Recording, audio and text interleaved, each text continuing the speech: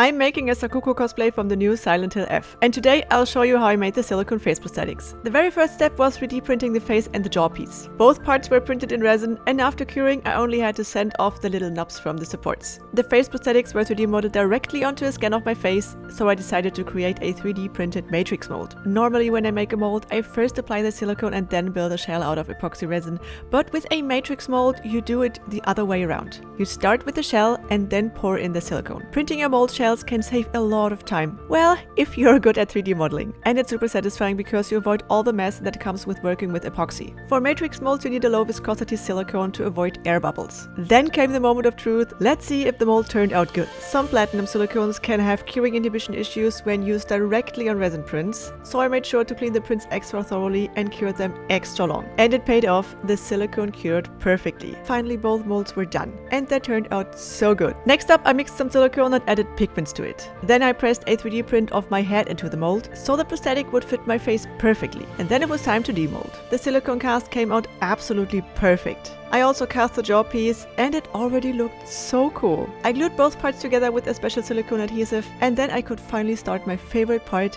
painting. Since nothing sticks to silicone except silicone, you have to use special silicone paints. There are pre-tinted silicones out there and full kits you can buy, but my favorite for years has been Psychopaint. A clear silicone that you can pigment yourself to mix your own colors. Silicone painting is done in many layers because the paint is semi-translucent. But that's exactly how you get the most realistic effects, especially for skin or fleshy textures. There were still the little tentacle thingies and the teeth missing. So I 3D printed them, painted them with my airbrush, and added texture using a stiff bristle brush. The very last step was attaching all the parts to the face.